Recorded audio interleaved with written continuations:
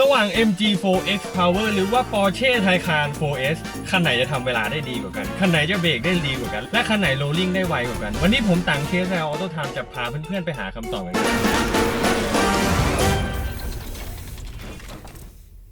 เพื่อไม่ให้เป็นการเสียเวลาเรามาเริ่มจากสเปครถกันก่อนเลยคันนี้คือ MG4X Power X Power แปลว่า Performance นะครับเพราะว่าคันนี้มีพละกำลังอยู่ที่435แรงม้า600นิวตันเมตรจับคู่มากับมอเตอร์หน้าหลัง2ตัวแบบ Permanent Magnet Synchronous Motor ถ้าเอาละเอียดข้างหน้าจะมีพละกำลังอยู่ประมาณ204แรงม้าข้างหลังมีอยู่231แรงม้ารวมกันเป็น435แรงม้าส่วนแบตเตอรี่มีความจุอยู่64กิโลวัตต์ชั่วโมงใช้แบตเตอรี่แบบลิเธียมไอออนต้องบอกว่าคันนี้จี๊ดจ๊าดพอสมควรนะครับด้วยความที่มันเป็นรถแฮชแบ็กซึ่งมีน้ำหนักตัวอยู่แค่ 1,800 กิโลกรัมเท่านั้นเองส่วนอัตราเร่ง0 ถึง 100โรงงานเคลมไว้อยู่ที่ 3.8 วินาทีราคาเปิดตัวนะครับ MG Thailand สนนราคาอยู่ที่ 1,119,900 บาทนั่นเองต้องบอกว่าเป็นราคาที่โหดมากนะครับรถมีพละกำลังเกือบ500ม้าเปิดราคามาแค่ไม่เกิน 1.2 ล้านบาทไปที่คันต่อไปนะครับคันนี้คือ Porsche Taycan 4S จริงๆสเปคคันนี้ต้องบอกว่าพละกำลังนี่เท่ากับ MG4X Power เดะเลยนะครับคันนี้ก็ใช้มอเตอร์2ตัวขับเคลื่อน4ล้อที่ให้พละกำลังอยู่ที่435แรงม้าแต่จะมีอย่างหนึ่งนะครับที่ทำให้รถคันนี้มีลูกเล่นอะไรแปลกใหม่ก็คือถ้าเพื่อนๆใช้ Launch Control จะมีพละกำลังอยู่530แรงม้า640นิวตันเมตรอัตราเร่ง0 ถึง 100โรงงานเคลมไว้อยู่ที่4วินาทีถ้าใช้ Launch Control มันก็ไม่เหมือนกับ MG4X Power นะครับผมลืมบอกระบบเกียร์ของ Porsche มี2เกียร์นะครับซึ่งในรถไฟฟ้าผมก็ไม่ค่อยเคยเห็นเท่าไหร่ส่วนน้ำหนักของ Porsche Taycan 4S นะครับจะอยู่ประมาณ 2.2 ตันแล้วถ้าเพื่อนๆอยากจะเป็นเจ้าของนะครับราคาเริ่มต้นอยู่ที่ 7.1 ล้านสำหรับตัว 4S นะครับซึ่งไม่รวมออปชันอื่นๆเพื่อนๆสามารถแอดไปได้ล้านถึง2ล้านแล้วแต่ว่าอยากจะคอนฟิกอะไรใส่เข้าไปเรื่องทั้งหมดมันก็มีประมาณนี้นะครับเพื่อไม่ให้เป็นการเสียเวลาไปมากกว่านี้เริ่มกันเลยส่วนสเปครถผมทิ้งชาร์จไปตรงนี้เพื่อนๆกดหยุดดูได้เลยครับ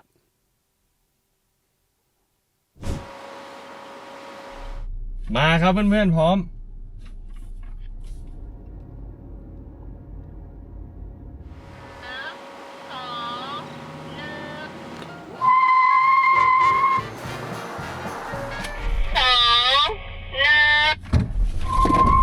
โอ้เอาเรื่องอยู่นะ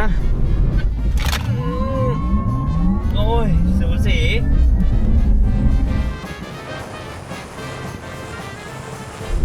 เอาเรื่องอยู่นะไปแล้วโดนเลย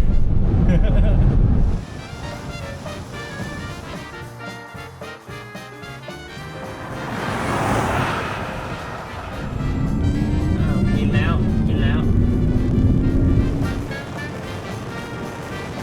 โอ้แรงมากกินยาวครับ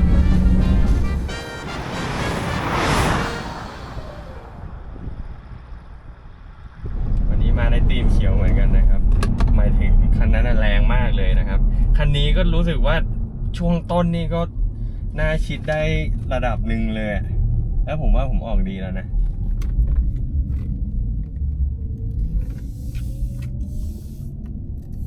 แรงมากครับแรงมากนิดนึงครับน้อง น้องอะไรครับน้องต้องแอคหน่อยครับคันนี้มันหล่อจริงแอคอาร์ตไม่เป็นไรเดี๋ยวลองดูรอบ2นะครับว่าอย่างน้อยผมไม่ได้หวังอะไรมากนะครับสำหรับคู่นี้ผมอยากรู้ว่าอย่างน้อยมันตีชิดกันได้ระดับหนึ่งผมว่าเท่นะเพราะว่าราคาคันนั้นก็พอสมควรนะครับเราก็ต้องรู้อยู่แล้วว่า performance คันนั้นมันสูงกว่าแต่คันนี้ในงบประมาณ 1.1 เท่านั้นนะผมอยากรู้ว่ามันแบบใกล้ได้มากขนาดไหน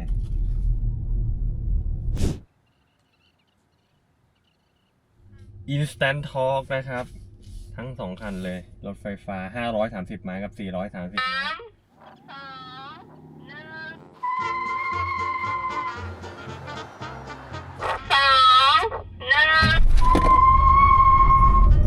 ผมออกดีกว่า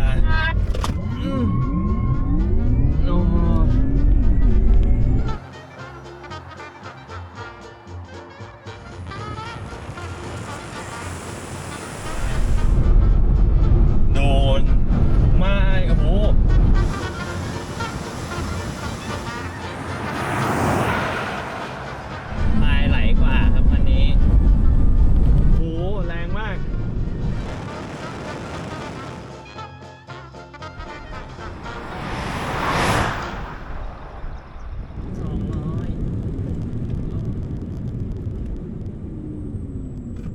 รอบสุดท้ายครับ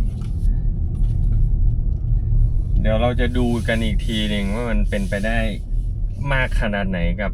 โฮความเร็วเดิมไว้ช่วงต้นทัก3-4 วิแรก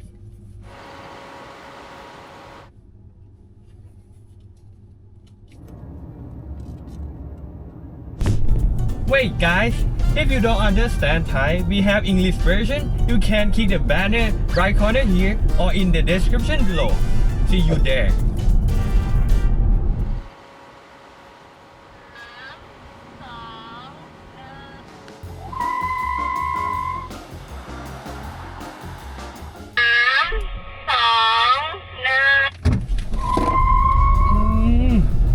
โอ้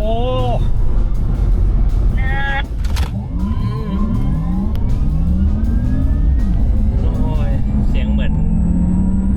ขึ้นยานอวกาศ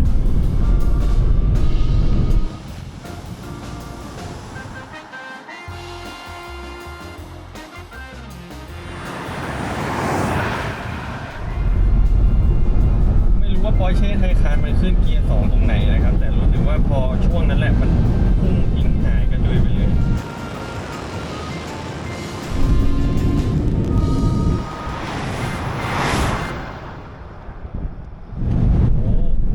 ห่างไม่เยอะห่างไม่เยอะ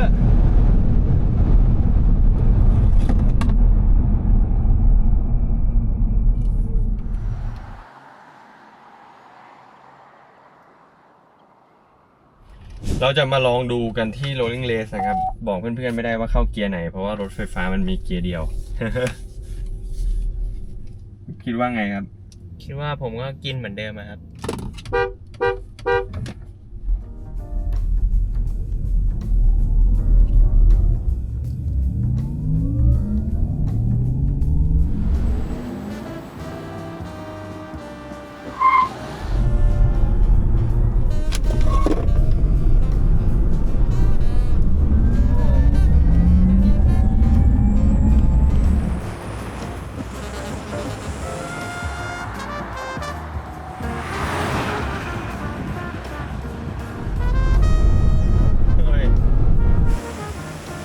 เขากดก่อนเขากดก่อน อ๋อ เหมือนถ้าไม่ Launch Control ตัว 4S มันจะประมาณ 400 กว่าม้านะครับ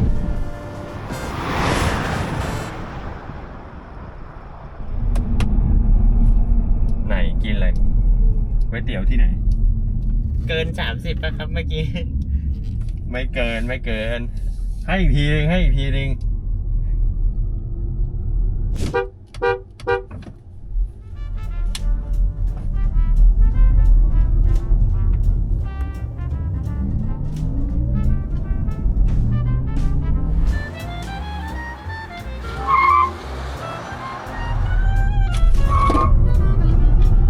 นี่กดพร้อมแล้วนะ ถือว่าพร้อมแล้วนะ หน้าชิดอยู่นะ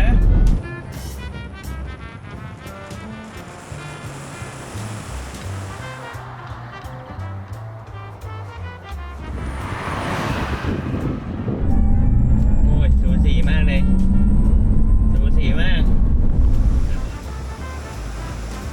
แต่ว่าพอไทยคันขึ้นเกียร์ 2 โ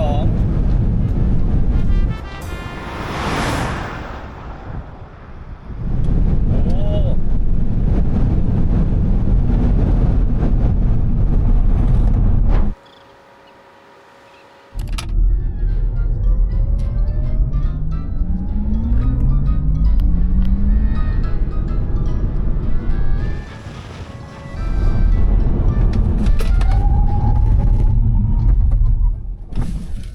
เฮ้ย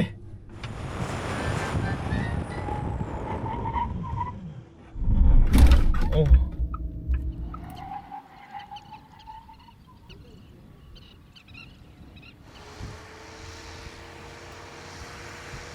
เฮ้ยเป็นไปได้ แปลกมากนะครับเพื่อนๆเดี๋ยวผมลองให้ดูอีกทีหนึ่งนะครับ ถ้ามันออกมาเป็นแบบนี้2 รอบเดี๋ยวผมจะไปลองขับ ซึ่งมันก็เหมือนกันกระทืบเบรกเข้าไปที่ความเร็ว100 กิโลเมตรต่อชั่วโมง ตกใจนะครับ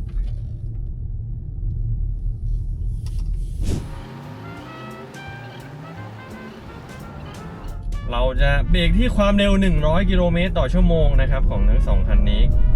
กระทืบลงไปเลยอันนี้เป็นรอบ2นะ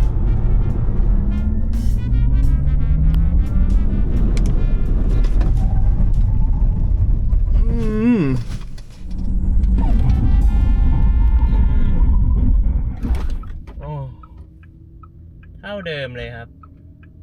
ห่างกันประมาณเกือบคันรถนี่รอบ2นะครับเดี๋ยวจะลองอีกรอบหนึ่งรอบที่3 100 ถึง 0ภายใน 3.26 วินาทีนะครับมาครับจะลองมาขับคันนี้เองดูมันค่อนข้างจะเหนือความคาดหมายหน่อย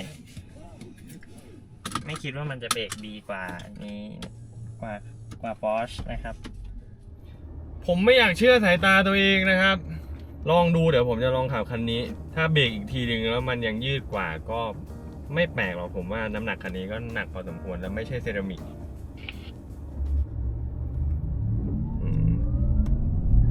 แต่ artificial sound เสียงสังเคราะห์มันเพราะมาก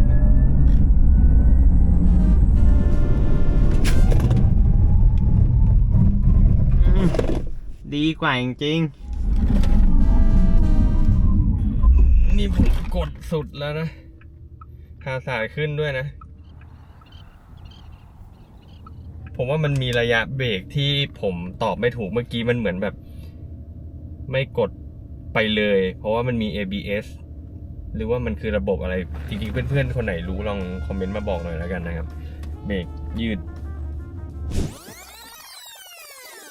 เรามาสรุปกันนะครับเพื่อนๆว่าเกิดอะไรขึ้นบ้างสำหรับคู่นี้ในส่วนของ drag race หรือ rolling race เนี่ยผมก็ไม่ค่อยแปลกใจเท่าไหร่นะครับเพราะว่า drag race เนี่ยถ้า Porsche Taycan 4S Activate Launch Control จะมีพละกำลังราวๆ530 แรงม้านะครับก็จะไม่แปลกอะไรเลยที่ Porsche Taycan สามารถชนะในระยะทาง402 เมตรได้แต่ถ้าดูกันดีเทลอีกนิดนึง MG4X Power ก็สามารถวิ่งตีคู่กับ Porsche Taycan 4S ได้มาสักระยะหนึ่งด้วยความที่น้ำหนักเขาเบาแต่พอเลย100 เมตรแรกแล้ว Porsche Taycan กระโดดขึ้นเกินประมาณ80หรือ90กิโลเมตรต่อชั่วโมงมอเตอร์ก็จะตบขึ้นเกียร์2ก็ค่อยๆจะทิ้งห่างได้ในช่วงระยะนี้นะครับและเหตุผลที่ Porsche Taycan 4S กับ MG4X Power ช่วงต้นเนี่ยวิ่งใกล้เคียงกันเพราะว่าสเปคจากโรงงาน Porsche Taycan 4S เนี่ยเคลมแบบ Launch Control Active แล้ว 0-100 จะอยู่ประมาณ 3.7 วินาทีซึ่งก็ใกล้เคียงกับ MG4X Power นะครับที่อยู่ประมาณ 3.8 วินาทีแต่ถ้าไม่ Activate Launch Control ขึ้นมา Porsche Taycan จะมีพละกำลังราวๆ400ต้นๆนะครับซึ่งก็แปลว่าน้อยกว่า MG4X Power เรื่องนี้น่าจะเป็นปัจจัยที่ทำให้ MG4X Power ชนะไปได้ในช่วง rolling แต่มีอันนึงที่ผมก็ไม่เข้าใจและไม่รู้เหมือนกันนะครับถ้าเพื่อนๆคนไหนรู้รบกวนคอมเมนต์มาบอกหน่อย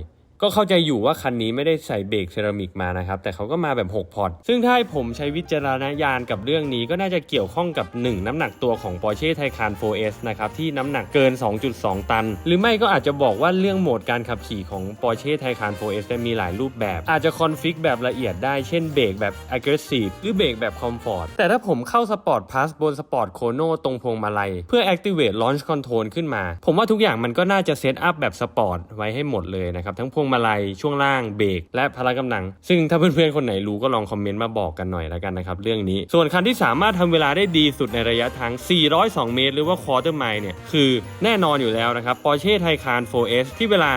11.66 วินาทีที่ความเร็วท็อปสปีด193กิโลเมตรต่อชั่วโมงแล้วก็ตามมาด้วย MG4X Power นะครับที่เวลา 12.13 วินาทีท็อปสปีด176กิโลเมตรต่อชั่วโมงนั่นเองเพื่อนๆสามารถสนับสนุนคอนเทนต์จากช่องได้ง่ายๆนะครับสำหรับเพื่อนๆคนไหนที่อยากมาวิ่งเพียงแค่แอดไลน์ CSL Auto Time และสามารถส่งเข้ามาได้นะครับหรือแม้ว่าจะเป็น Facebook Instagram TikTok ก็ได้เช่นกันนะครับสะดวกทางไหนเอาทางนั้นเลยอย่าลืมทักกันเข้ามาเยอะๆนะครับเพื่อนๆสามารถเป็นผู้สนับสนุนและขับเคลื่อนรายการ Drag Race ที่ทั้งมันเจ๋งสนุกและมีสาระให้เกิดขึ้นในอนาคตแบบนี้ต่อไปเรื่อยๆได้ง่ายๆกับไม่เช่นใดทั้งหมดนี้คอลเลกชันตัวตึง402 เมตรเพราะแต่ละเทปใช้ทุนเยอะมากทั้งค่ารถค่าสนามค่าน้ำมันกำลังใจและแรงสนับสนุนของเพื่อนๆมีความสำคัญเป็นอย่างมากนะครับถ้าเพื่อนๆชอบคลิปนี้นะครับก็อย่าลืมกดไลค์กดแชร์กด Subscribe และที่สำคัญอย่าลืมกดกระดิ่งจะได้ไม่พลาดคลิปใหม่ๆจากช่อง CSL Auto Time นะครับ กดกันเยอะๆนะครับ เป็นกำลังใจให้ผมได้ทำคลิปสนุกๆอย่างนี้ให้เพื่อนๆดูกันต่อไป ส่วนวันนี้ผมตังคงต้องขอตัวลาไปก่อน สวัสดีครับ